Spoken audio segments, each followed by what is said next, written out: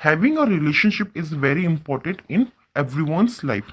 Having यानी कि होना, यहाँ पे हैव के साथ में हमने आईएनजी फॉर्म का यूज किया है क्योंकि ये कॉन्टिन्यूस एक्शन है, ठीक है।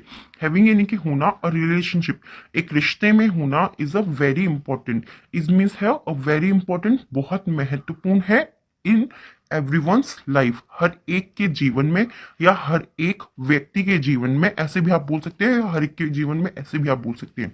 हर एक के जीवन में एक संबंध का होना बहुत जरूरी है। ये हमारा प्रेजेंट का सिंपल सेंटेंस है क्योंकि इसमें इज का यूज हुआ है, ठीक है। टू स्टे हैप्पी, खुश रहने के लिए, स्टे मीन्स रहना, स्टे मीन्स ठहरना भी होता है और स्टे मीन्स रहना भी होता है। टू स्टे हैप्पी, खुश रहने के लिए, शेयर योर फीलिंग्स, शेयर यानी कि बांटो, योर मीन्स तुम्हारी, फीलिंग्स यानी कि तुम्हारी भावनाओं को बांटना, फील लव्ड, प्यार महसूस करना, हैव अ कनेक्शन, एक संबंध होना, कनेक्शन मीन्स क्या होता है, संबंध होना, किसी के साथ में संबंध होना, एंड और know your self is a better manner you need to have a relationship.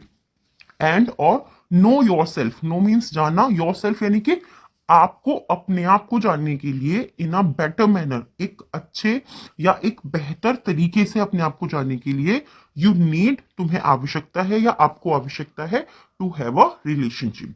To have relationship यानी कि एक रिश्ते की आपको आवश्यकता है, अपने आप को बहुत अच्छे तरीके से, बेहतर तरीके से जानने के लिए आपको एक रिश्ते की आवश्यकता होती है। ऐसे भी आप इसको सिंपली बोल सकते हैं। एज, जैसे कि, you know, you grow old, जैसे ही यू ग्रो ओल्ड, आप जैसे ही बूढ़े होते हो या बड़े होते हो, द रिलेशनशिप ट्रांसफॉर्म, ट्रांसफॉर्म यानी कि जो रिश्ता होता है वो बदलता है। दस, इस प्रकार, वी यानी कि हम, ट्रांसफॉर्म यानी कि बदलता है, ठीक है। दस इस प्रकार, we can define relationship, we can define, can का यूज कहाँ हम करते हैं, कैन, कैन जो है हमारा मॉडल होता है और इसका मतलब होता है सकते हैं।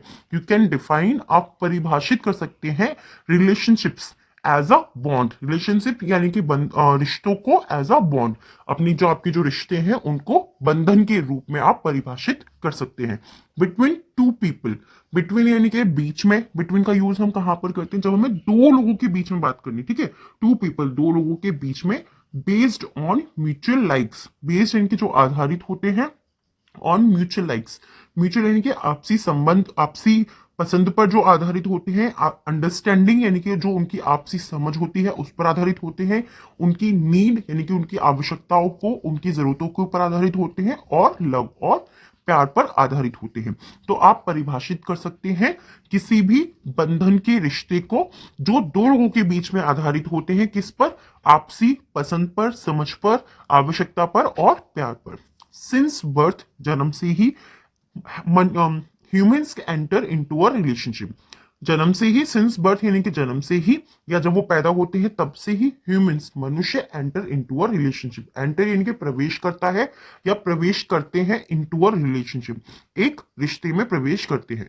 ब्रॉडली, मोटे तौर पर, ठीक है, हम बोलते हैं ना बहुत बड़े तौर पर या मोटे तौर पर, तो broadly there are four types of relationship, there are four types of relationship, चार प्रकार के जो है हमारे रिश्ते होते हैं।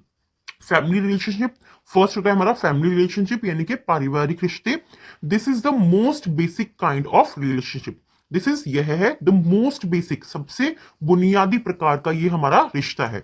It comes into existence based on the blood, it comes, यह आता है, इनटू एग्जिस्टिंग यानी कि अस्तित्व में आता है, बेस्ड ऑन द ब्लड, ये हमारे खून के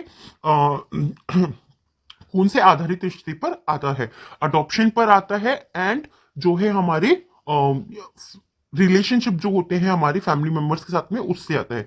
it usually includes family members, it usually, ये आमतौर पर इंक्लूड्स, शामिल होता है फैमिली मेंबर्स, फैमिली के जो पारिवारिक जो सदस्य होते हैं उनमें ये शामिल होता है। एंड और रिलेटिव लाइक्स पेरेंट्स, रिलेटिव्स यानी कि रिश्तेदार, जैसे कि parents, grand parents, children, sibling, cousins, uncle, aunts and other such family members.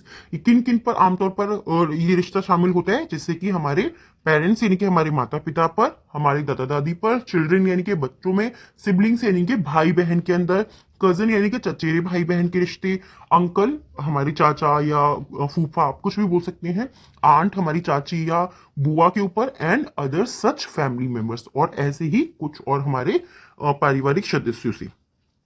Second जो हमारा इंपॉर्टेंट रिलेशनशिप होता है वो होता है फ्रेंडशिप से।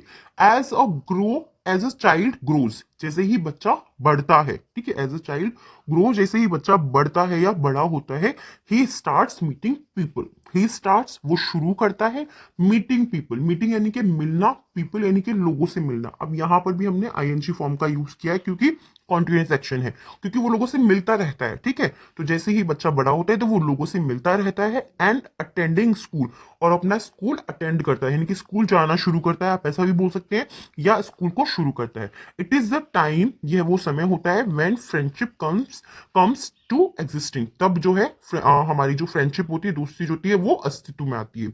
Based on mutual likes, based यानी कि वो आधारित होती है ऑन म्यूचुअल लाइक्स, म्यूचुअल यानी कि आपसी जो उनकी पसंद होती है, लाइक्स यानी कि आपसी जो उनकी पसंद होती है वो उस पर आधारित होती है, एंड डिसलाइक्स, और जो उनकी सॉरी, और जो उनकी नापसंद होती है वो उस पर आधारित होती है।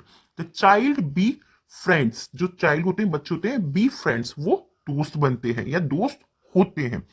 This relationship occurs at every age, every stage, this relationship, ये जो रिश्ता होता है, अकर्स यानी कि तब होता है या हो जाता है, दोनों आप बोल सकते हैं, एट एवरी स्टेज, ये जो रिश्ता होता है ये किसी भी अवस्था में हो जाता है। आपकी जो फ्रेंडशिप है वो आप जब छोटे होते हैं तभी भी हो सकती है, और आप जब बूढ़े हो जाते हैं तभी भी हो सकती है। तो इसका मतलब क्या है, this relationship occurs at every age, ये जो रिश्ता है ये किसी भी उम्र पर या किसी भी अवस्था पर हो सकता है।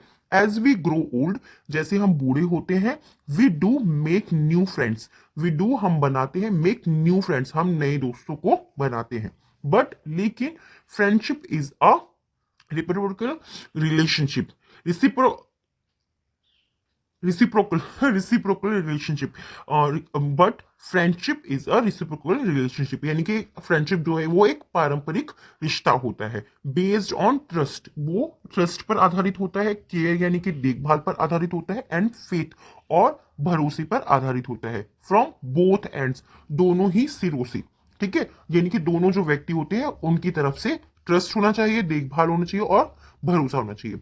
Friendship is the special god giving gift to humans with whom one, friendship यानी कि दोस्ती जो है is the special god giving gift, खास गॉड गिविंग यानी कि भगवान द्वारा या ऊपर वाले के द्वारा या ईश्वर द्वारा दिया हुआ एक उपहार है, टू ह्यूमंस, मनुष्य को उपहार दिया हुआ है ये ऊपर वाले के द्वारा, फ्रेंडशिप जो है ह्यूमंस।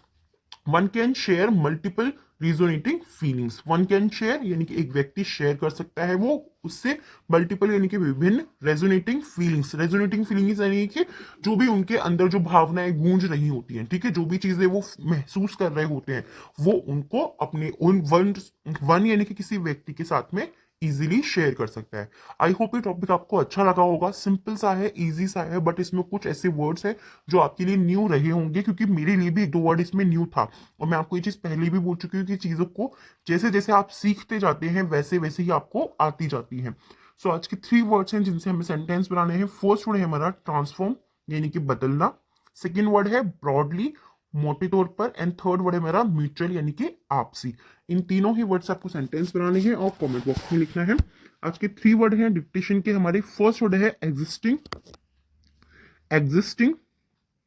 सेकेंड वर्ड है cousin, cousin. And third word है अकर, अकर। ओके, एग्जिस्टिंग, कजन एंड अकर, तीनों ही वर्ड को भी आपको कमेंट बॉक्स के अंदर लिखना है। ये हमारे डिक्टेशन के वर्ड्स हैं, और जो भी टॉपिक आप चाहते हैं मैं आपके साथ में शेयर करूं, आप मुझे कमेंट करके बता सकते हैं। ये टॉपिक कैसा लगा प्लीज कमेंट करके जरूर बताइएगा। Thanks for watching.